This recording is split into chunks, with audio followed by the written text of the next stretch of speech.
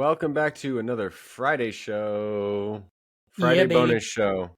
Yep. Piggybacking off of Lisa Sharon Harper and Shane Claiborne. Pinch me. Yeah. Amazing. Listen, hopefully you guys, your listeners, you're getting it, right? Do you get what we're talking about now? Do you see what we had in mind? Like these amazing shows on Tuesdays, these bonus shows on Fridays. Are you getting in the groove yet? Yeah, we're bringing you more Heretic Happy Hour, but it's not just quantity, it's quality. Um, we've upped our standards, now up yours, right? we've increased the quantity, Heyo. we've increased the quality. I hope you're all We've got subscribed. length and girth. Length and girth, my friends. Metaphorically Great. speaking, you dirty dogs. Yeah, it's been so great. Yeah. So, Yeah. as always, we are in the bonus show, so that means, oh my gosh, I'm not even going to pull up my notes. I'm not going to do it. We have a hotline, and I'm going to see if I have the number. Check me. 5303. Oh, you don't have it up. Oh my gosh. Well, there's a pill for that. 530-332-8020. Is that correct? You got it. That's 530-332-8020. Feel free to call that hotline. Leave a message. Yep. If you're referencing a show and it's an old show, that's cool. We can get to your question. We'll work it in. Yep. We'll work it in. Reference the show, reference the conversation, and then ask your question, and we will be happy to answer it on the Friday bonus show. We don't have any, this is early on in the relaunch, so as of recording this, we haven't even announced that number publicly. It hasn't actually happened yet. It hasn't. We are time travelers. Yes, we are in the future. So we have no voicemails today, but in the future we're going to get to those, and I foresee getting some. Getting the phone blown up in a little bit. So blow the phone up. Yeah. 530-332-8020. 8020. 530-332-8020. Yeah, I mean, I'm so excited the hotline is back. I got to tell you, it's so exciting to me. I loved when we had a hotline before. I mean, at the time, especially, it was like no other podcast had a hotline. We had a hotline. We had a hotline. And now we have one again. And I'm really happy about that. So it's the greatest really hotline good. in the history of hotlines. It's the most tremendous hotline. It's really the only hotline that can save all hotlines. It really can. It is. It's the future of all hotlines, and it's the end. It's the final word in all hotlines for podcasts. It's just like a cryptic number that forwards to my phone. Yeah. So if you call it, it's literally going to my cell phone. But you won't answer it if someone calls it, right? Hell you notice it's that number, you're not answering. Just let it go to voicemail. Let it go to voicemail. I'll be like, new phone, who this? I might, hey, and you never know. Maybe I will answer it. Maybe I will. If you call that hotline and I'm not paying attention, I might answer and be like, hey, this is what's up? Who the fuck is this? Oh, you're calling the hotline? Well, you actually got an operator. Yes, exactly. Let me transfer your call. You might trick me. If you trick me, then that's fantastic. More points to you. Yeah, good stuff. Yeah. So what did we miss, man? What notes do you have for us, and what did we not get to on the last edition of the Heretic Happy Hour? Yeah. Well, this is I know this is going to keep happening, right? So as of this recording, you and I have recorded 3 of the panels already. And so I've noticed what happens is that hour goes by quick. And usually when it's time to land the plane, it's like we could probably go another hour, but we can't because hence the bonus show. That's the bonus show. So, we're always going to be like, oh man, we kind of left some stuff on the table. And we're not going to get to all of it, but the previous episode, the episode that was this week, Lisa Sharon Harper, amazing. Shane Claiborne, amazing. Talking about Christian nationalism. And so a couple of things. So one of the things was kind of a follow-up on something.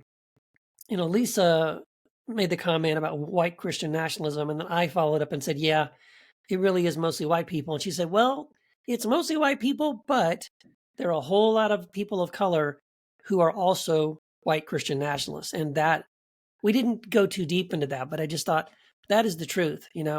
There are people, and I've seen people, I've heard people, people of color defending Christian nationalism, arguing for theocracy and not recognizing like you are in favor of a system that hates you, that is Oh, sure. against you, that wants to Yeah, take that's rights away from you, that wants to push you back in time to a time when you had less rights, and yet here you are defending it. repeating their Yeah. talking points because somehow it makes sense to you. Like, It's a tale dude, as old as time. I mean, it's the same. It's the same thing like with women who vote against their rights, healthcare rights. It's the same thing like gays for Trump or something. Like right, yeah, like there's always like a subsection of any group who yeah, it makes no votes sense. against their self-interest. Like it's Yeah, and look, like it's not to say like Democrats are great when it comes to race relations. It's just yeah, like or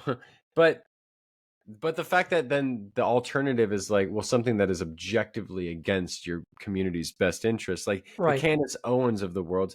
I get it though. Like, if yeah. you can be that token, whatever, on the right, there's a lot of money, power, You're a rock influence to star. be. You're a Yeah, fucking rock star yeah, until you say some shit and they cancel you too, right? that's Like right. Yeah, the cancel culture is not a leftist thing. Like, you got to play the game. Yeah, you got to stay and in your I'm lane and right. do what you're Hey, and I'm told. not saying And she shouldn't have been fired. Like she's fucking like right. a right. She's Nazi sympathizing, all that Yeah, shit. yeah, Like, yeah. okay. Hmm. It's funny to watch when it's on the right. When you're like, hey, this is. Can you just Well, admit y'all do it too, right? Of it reminds me of you ever watched Chappelle's show? He had a couple of skits like course. that where like it was a black Republicans club or something that was Did you ever hilarious. see when he was like the white or Yes, the black KKK? Oh my the black, god, yeah, the black white dude. supremacist. It was like a blind guy, and he doesn't know that he's black. That shit was so fucking funny, dude. Yeah, and he's saying all this stuff, the horrible stuff, and Oh you're like, my dude, god. do you know who you are? Yeah. That was the brilliance of Chappelle's show, man. That Yes, that was was like, genius. That was it was genius. him. I think like Bill Burr was on there, Neil Brennan. Yeah, Like I love Neil Brennan, by the way. oh, I love that guy. they wrote some of the best shit on there, man.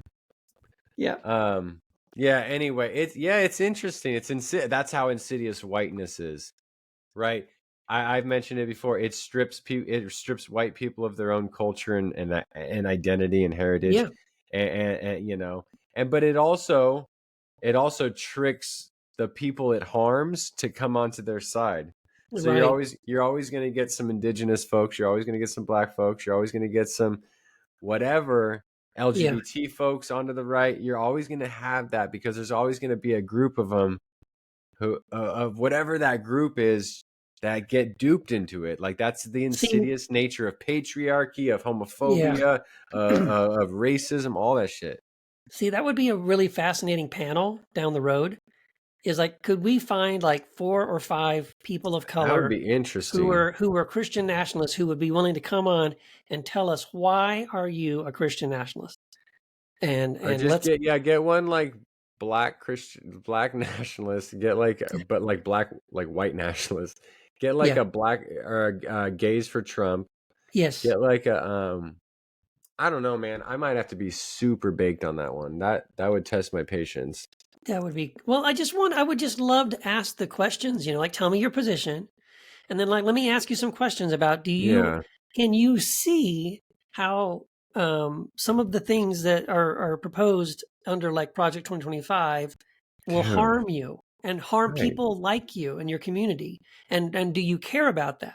Right? Why doesn't that matter to you? I just would love to ask those questions, not to change their mind because I don't think we're going to change their mind. I just would love to ask the question to see what they would say, right? Because Well, and the I'm sure thing there's got to be is, some justification in their minds.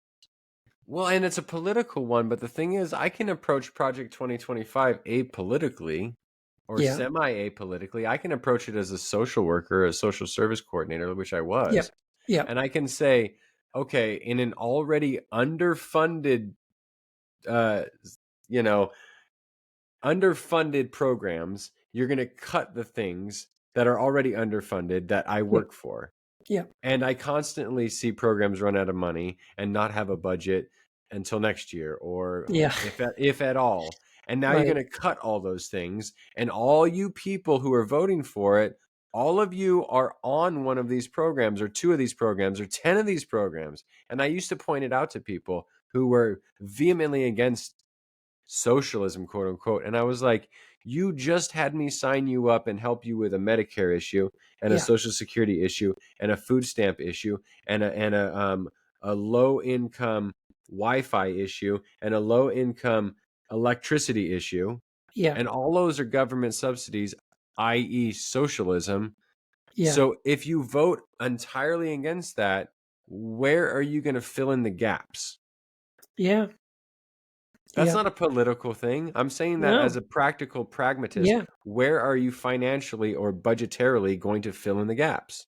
Yeah. Because No, it's 2025 is going to take all that shit away. that's right. Well, if they win, and so we hope that they Well, don't, if that they would have be. their way. And that's what the But show's about, is defeating that bullshit. yeah, and also recognizing, I did a blog post, and I think I did a podcast, Second Cup, about this. Like, suddenly it dawned on me that deconstruction, the evangelical deconstruction movement, is sort of the cure for Christian nationalism, because when you deconstruct, you suddenly, your eyes are open and you don't fall for that shit anymore. You don't see that what the world needs is for America to be run like the church or something, like by the Bible. Like, you've experienced how toxic the Bible is and how living under sort of a theocracy in your church has been toxic to you, and your way of life, and just your emotions and your relationships. And so when you deconstruct the theology, it's like, well, I'm not in favor. I'm not going to go along with, now let's expand that kind of theocracy across the whole entire United States. So a lot of what we're doing, a lot of what I see now in the deconstruction movement, it's a good thing, because more and more people now are, um, they're getting tired. I think we mentioned this on the show. Younger people, the younger generation is really tired of two things: partisan politics and politicized religion. And that's a good thing. That's a really good thing. Yes, it is. Yeah.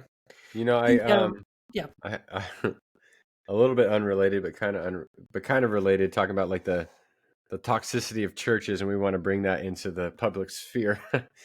Yeah. I've felt very validated lately. I've watched my former church, whom I've spoken out against to their face and elsewhere. I've I've got this Schadenfreude, right? Is that how you pronounce the German Yes. word? Yes. Of them imploding, where like the new pastor's a narcissist and they're trying to get him fired, but instead other people are resigning, and like pastors that are also manipulative. It's like watching Driscoll and Piper Yeah. fight or Yeah. Yeah. something. Yeah. You're like, Exactly.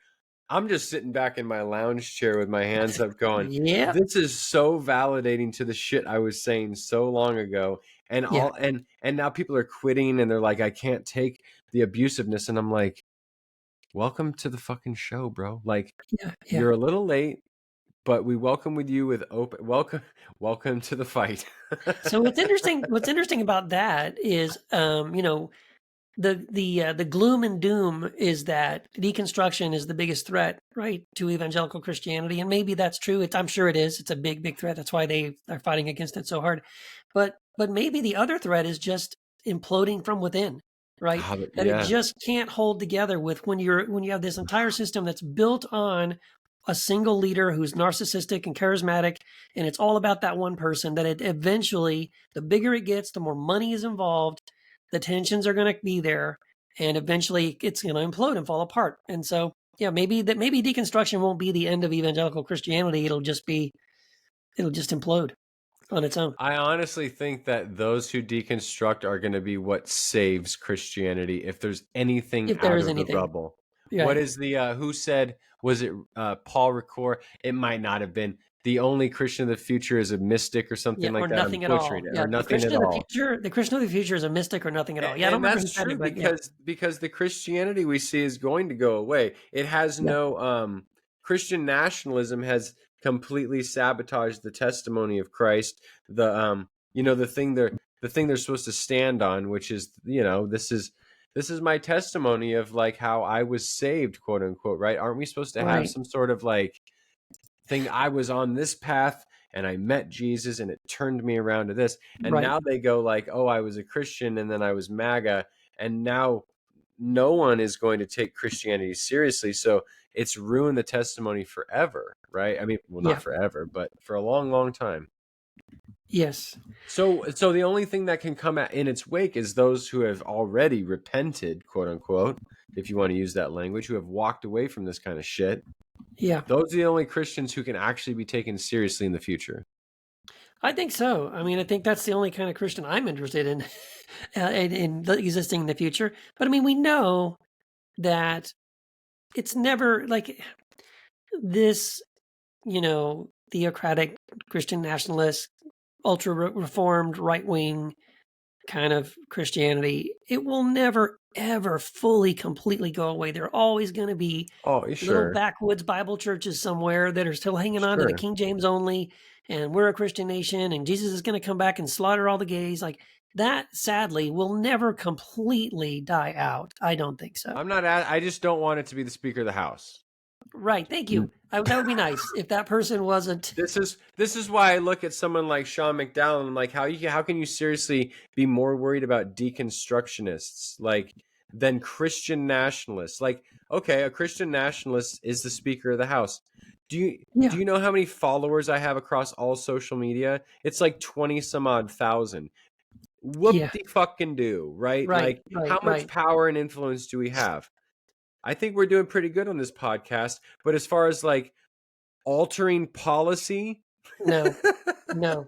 No. And see, that's another point too that I wanted to bring up in this week's conversation with Lisa and Shane, which by the way, they were amazing and so grateful for them. And hopefully we can come back and do some more shows with them in the future. But, to your point, I wanted to say something about how, this Christian nationalist movement is extreme. It's not fringe. It's not fringe. And people want to tell you in the media, like, oh, this is a small group of people, right? And Sean McDowell likes to say, like, oh, this is not a big threat. It's just a handful of people on the fringe, on the edge that are kind of extremists. No. If you go to the Project 2025 website and go to the supporters, whatever the tab is at the top, it's supporters or something like that. There are over 100 organizations. We're talking, and some of them are like Liberty University, the Heritage Foundation, was it Dobson, Dr. Dobson's Foundation. I mean, these are organizations that alone have incredible power, lots of money. They have podcasts, they have radio shows, they have television shows. They are out there. They have millions of dollars of resources, and now there are over 100 of them saying we are supporting Project 2025, this Christian nationalist movement. Like, dude, I can't even imagine. I can't even think of anything, on the other side of that to equal that. There's nothing to equal that. So, but they don't come at it objectively. They're coming at it from a victim complex. They're coming at it like they're pressed against the wall already, we're and the minority. we're just you know what I mean. Like they have Struggling that for our voice to be heard and right. we're persecuted and I've heard him the say this. war of I God. yeah, Yeah, of course. No, I exactly. hear it all the Yeah, and time. so if you build Bullshit. that narrative, you're not coming at it. You're not being reflective enough. You're not. It really takes a lot of introspection to rid yourself of this mentality, and it is hard work. And folks who think like that typically don't want to do the hard inner work because the things you might find out could terrify you. You might find out you don't. If you're honest, you might not believe this stuff anymore. And then what? Fear of hell, fear of this. Like there are things we it's just easier to go right along with that group think. And Mm-hmm. how long have they been trained that Yep. whatever comes along in their church, they're going to go along with? Yes. Whether pastor says it, whether Bible study leader says it, whether a politician says the right things and brings Mike Pence on board so that you get Right. evangelicals on board, whatever it is, someone's going to come along and they're just going to go along with that. Yeah. In spite of the fact that they know better because I mean, they just do. Yep. Yep. That's right. But they deceive themselves, and that's, how many Yeah. analogies do we need to make on how deceptive power can be? Exactly. That's exactly right. And that's what it's all about. At the end of the day, Christian nationalism is just really about power. Sure. It's not about Jesus. It's not about No. Christianity. It's not about the Bible. In fact, so much of what these people stand for is contradicted by Jesus, by the New Testament. This is not at all what someone who's a follower of Jesus should be interested in, right? Jesus resisted the temptation to power, right? He was right, the famous temptation in the desert, right, with Satan. What's that all about? It's about showing that those that follow Jesus and Jesus himself isn't about having political power You can't. over other people, about having military power.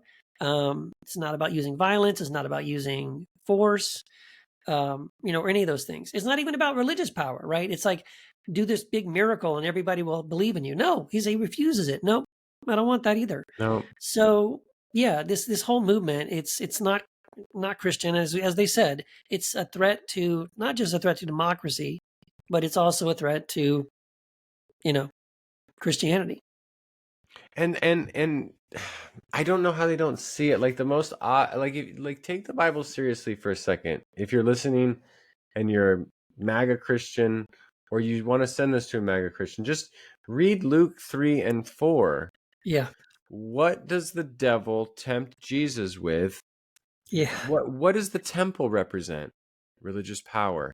What does the nations represent? Political power. In Christian nationalism, you have both of those things in the very name. The Right. religion and the political. And the power. The political, yes. And Exactly. it's the power. Yeah. How do you not see this? You can follow Jesus all you want. You can be a Jesus lover, but you cannot deny that Jesus was about renouncing power, and his testimony was not from above, but from below at the feet Right. of others. So if Yes. you want real power, quote unquote, Yeah. wash feet, Yes. serve people, Yes. bake bread, work at a soup kitchen. Yeah. Do you feel me? Yeah, that's right. And that's exactly right. And, the earliest Christians, that is what they did. I mean, they weren't all great. There was some of them that were kind of crappy, but, But at it was least still the ethos. It they was got still the that. ethos. It They, was yeah, they still at least like, understood that part of it. Like, it's all about like the what does it say? The offerings were given freely, not under compulsion. And those offerings were distributed to the widow and the orphan, or as anyone had need, yep. like they got it. This is what we're here for. This is what we're all about. They got it. And it wasn't just for themselves. It wasn't just Christians taking care of Christians, right? We know from church history, or history in general, that Christians famously buried the dead of the Romans and cared for the Roman children that were left exposed to die, and they took those children in and raised them as their own. And so we Look, saw, it was a powerful movement, yep. of compassion, and radical compassion and love. And boy, it'd be great to get back to that. Everyone loves their own. Yes, of course. The radical call of Jesus is to love those who aren't your own, your so-called enemies. Yep. I'm not saying, was it Nietzsche who said that there's only one Christian, we killed him? Yeah. That's a great quote. If it's not, and so whatever. But the point being, like, we really can't do this. It's not in our nature. Yeah. So this is a very radical. Right. So again, like, you want to be a nationalist, go argue for nationalism. Make the argument, make the case. I challenge you. I dare you. Yeah. But stop using Jesus. That's all I ask. As a non-Christian who respects Jesus, a post-Christian who loves the teachings of Jesus very much so, reveres them bigly. Leave the guy out of it. Right. Because it has nothing to do with him. Right. Nothing. Yeah. Nothing. And you know it. Right. Well, or even if they don't know it, we are committed to remind them relentlessly that this has nothing to do with. Yes, that's our one job. That's why we got the bonus. That's why we got the Tuesday show, the bonus show, and I've even got Sunday Matt, which we're going to recap on Sunday. The biggest Christian stories of the week. There you go. That'll be fun. I don't know if it'll be fun, but it'll be something. Yeah, there you go. Well, if you're subscribed, I strongly recommend you subscribe, because then you're going to get all this content. So basically, Heretic Happy Hour is coming to you 3 times a week, in one form or another. Yeah. Yeah. Beautiful. Like a Steph Curry 3. But yeah, the main show on Tuesday, subscribe to the whole thing. Wherever you listen, subscribe, Spotify, iTunes, the whole nine. Whatever you're listening on, subscribe so you get the notifications. If you can rate and review on whatever server you are on. Yeah. Keith, do you want to remind these folks about the Wild Goose? Well, before that, let me just do a little teaser because we need to tease next Teaser, week. baby. Be a tease. Next week's episode, and it's awesome, and I can tell you that with authority because we've already recorded it. We were time travelers, man. Yes, it's amazing. Next week's episode, will drop on Tuesday, is a phenomenal conversation with Eve Was Framed. So she came back. She's our first returning panelist. Eve Was Framed, Lacey Bean, who's amazing, and Kyle Butler, also a great guy, such a wonderful person. And those three, the topic was virtue without faith. And it's talking about, this idea that Christian apologists will often say that, if you're not a Christian, you can't really know what love is, because God is love and you're borrowing your definitions of love from Christianity and all that. So it was such a phenomenal conversation. So don't miss that. That's going to be a great conversation on Tuesday. But yes, we have a sponsor, and our sponsor is the Wild Goose, and it's Head to the Goose this summer I think it's in July, and it's in North Carolina. And here's what you do. Go to wildgoosefestival.org. You'll find all the information there about it. It's a festival. They have art, they have music, they have great speakers, great workshops and breakouts, and they do there's beer and hymns. They do what's that thing they do? What's it called? Silent disco. They do that. They do all kinds of crazy stuff. There's all kinds of fun stuff going on. And you'll love it. So go to wildgoosefestival.org, check it out. And if you use the promo code A-HELL, you will get $50 off an adult weekend pass for the Goose. And do it. Go check it out. Yeah. And then make sure you check out Sunday's show and then Tuesday's show. And if you love this show and you want to support us and the Choircast Network, support us on Patreon. It's patreon.com/choircast, QUOIRCAST. And that is going to unlock all sorts of content. Bonus. Plus the money that we get from there, we put back towards our authors and podcasters. And we like to do that because we are author-centered here at Choir. That's what we do. That's right. That's what we do. A bunch of dirty socialists we are.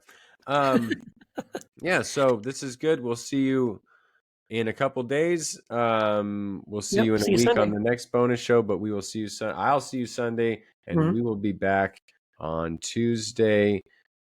Yeah, is that it?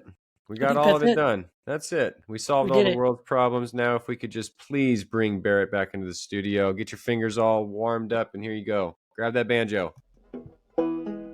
It's always in tune. It's always the man is amazing. The man is incredibly consistent. He's a machine. He is a machine. Yep.